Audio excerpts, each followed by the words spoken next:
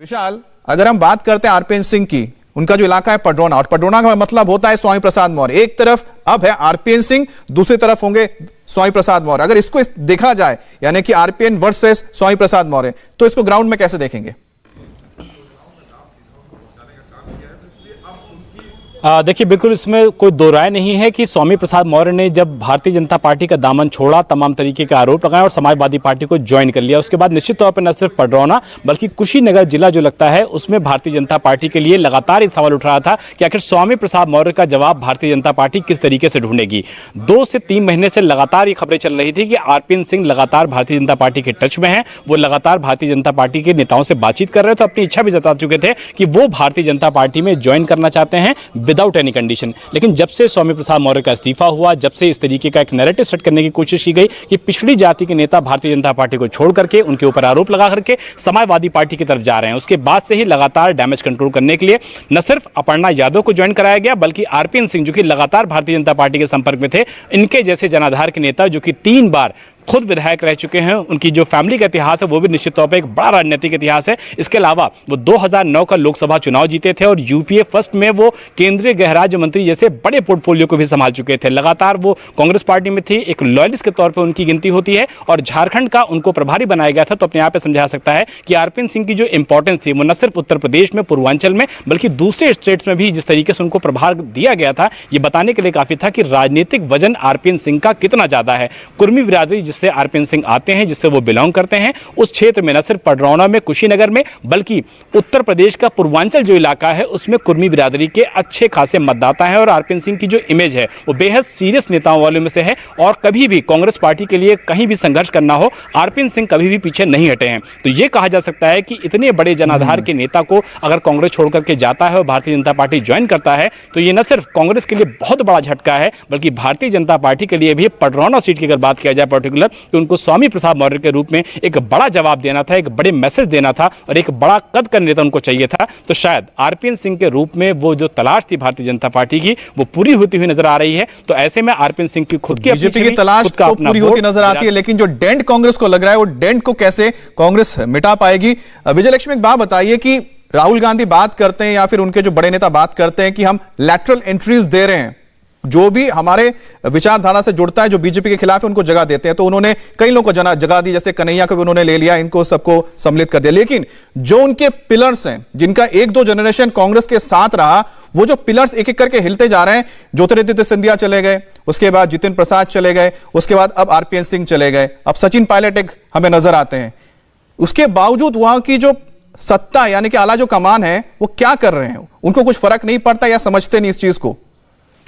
देखिए, 2014 में भी बात हुई थी कि किस तरीके से कांग्रेस पार्टी को आत्ममंथन की जरूरत है, लेकिन आत्ममंथन कैसा हो रहा है ये समझ में नहीं आता। एक के बाद एक, जिन्हें पिलर्स कहा जाता है, यंग टर्स कहा जाता है या टीम राहुल गांधी कहा जाता है, वो एक के बाद एक छोड़ करके कांग्रेस पार्टी को जा रहे हैं। लेकिन कांग्रेस का शीर्ष नेतृत्व हमेशा यही कहता है कि जो लोग छोड़कर जा रहे हैं वो सत्ता लोलुप हैं, उनको पार्टी में रह करके संघर्ष नहीं करना आता है, वो संघर्ष नहीं करना चाहते हैं, वो सिर्फ सत्ता के लिए राजनीति में है। लेकिन कांग्रेस के शीर्ष नेतृत्व को यह भी सोचना पड़ेगा कि हर कोई सत्ता के लिए नहीं है, क्योंकि आरपीएन सिंह की अगर बात करें तो उनके फादर जो थे वो कांग्रेस पार्टी में थे। इसके अलावा आरपीएन सिंह का भी लगभग 4 दशक का करियर है, कांग्रेस पार्टी में विधायक रहे, सांसद रहे, पूर्व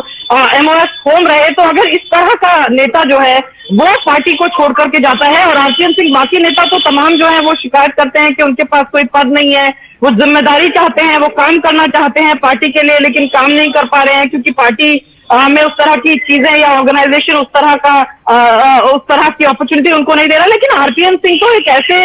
राज्य के प्रभारी थे जहां पर कांग्रेस पार्टी की सरकार है, कोalition की सरकार है जेएमएम के साथ, लेकिन उसके बावजूद, उस राज्य का प्रभारी होने के बावजूद आरपीएन सिंह ने ये फैसला लिया कि वो कांग्रेस पार्टी को छोड़ करके भारतीय जनता पार्टी जाएंगे। तो कहीं ना कहीं जो तमाम नेता हैं, शायद इनको अपना जो फ्यूचर है वो कांग्रेस पार्टी में सिक्योर नजर नहीं आता है। उनको शायद अपने फ्यूचर प्रोस्पेक्ट जो है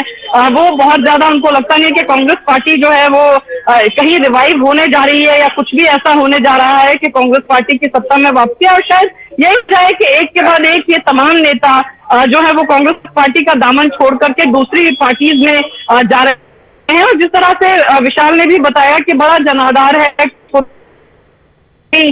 जी कम्युनिटी की या ओबीसी की उस बेल्ट के उस हिस्से की बात करें तो वहां पर खासा प्रभाव उस कम्युनिटी का है। तो आरपीएन सिंह न सिर्फ परसेप्शन की बैटल में कांग्रेस पार्टी को ये एक बेहद बड़ा झटका है, लेकिन उसके अलावा अगर राजनीतिक समीकरण देखें, क्योंकि एक नेता जब इस लेवल का, इस बड़े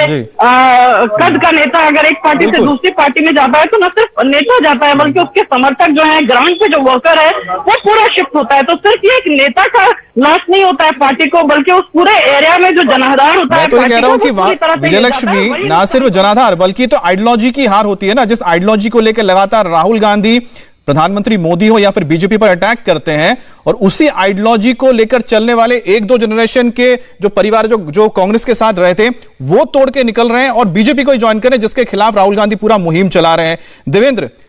जब आइडियोलॉजी की बात को लेकर लगातार देखते हैं कि कांग्रेस बीजेपी पर हमलावर होती है, इन चुनावों में भी है, इन चुनावों में लगातार हम देख रहे हैं कि चाहे वो कांग्रेस हो या फिर प्रियंका गांधी हो, कुछ दिन पहले जब मैनिफेस्टो लॉन्च किया तो उन्होंने कहा कि प्रधानमंत्री मोदी की जो सोच थी वो फेल हो गई, अब हम नई विचारधारा देंगे। तो जो नई विचारधारा की बात कर रहे, युवाओं को जोड़ने की बात कर रहे, उनके जो युवा नेता हैं, ज्योतिरादित्य सिंधिया हो गए, उसके बाद वहां पर जितिन प्रसाद हो गए, उसके बाद आरपीएन सिंह हो गए, वही छोड़ के अब इस आइडियोलॉजी में चले गए।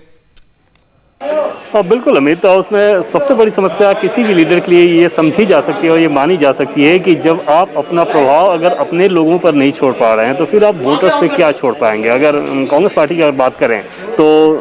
जैसे आसाम में आपने देखा कि हेमंत बिस्वा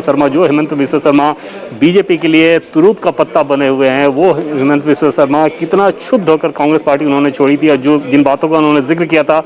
सबने सुना कि किस प्रकार से कांग्रेस पार्टी काम कर रही है, राहुल गांधी किस प्रकार से काम कर रहे हैं और कितना अनिच्छुक होकर एक तरह से अपने नेताओं की बात सुनते हैं। तो ऐसी स्थिति में अगर नेता छोड़कर जा रहे हो तो निश्चित तौर पे वो किसी भी पार्टी के लिए बहुत गंभीर चिंता की बात हो सकती है। और बीजेपी के लिहाज से आप बात करें तो ऐसा नहीं है कि किसी पार्टी में कॉन्ट्रडिक्शन नहीं होता। पॉलिटिकल पार्टी है तो कॉन्ट्रडिक्शन होंगे और उनको आप संभालते हुए टॉप लीडरशिप को उनको आगे लेकर जाना होता है। जैसे उत्तर प्रदेश की बात कर लें आप, उत्तर प्रदेश में टिकट के चयन में बीजेपी जितना समय दे रही है, क्या ये इस बात का सबूत नहीं है कि अलग अलग नेताओं के बीच जो कॉन्ट्रडिक्शन है उनको खत्म करने के लिए इतना मेहनत करना पड़ रहा है। आप दिन भर स्क्रीनिंग कमेटी की बैठक करते हैं चुनाव समिति में आने से पहले, तो और उसके बाद चुनाव समिति की बैठक में जाते हैं, तो जाहिर तौर पर लीडरशिप का यही काम ही होता है, क्योंकि राजनीति में महत्वाकांक्षा सबकी होती है और सब कुछ चाहता है कि उसके हिसाब से चीज़ें हों, उसकी बात सुनी जाए।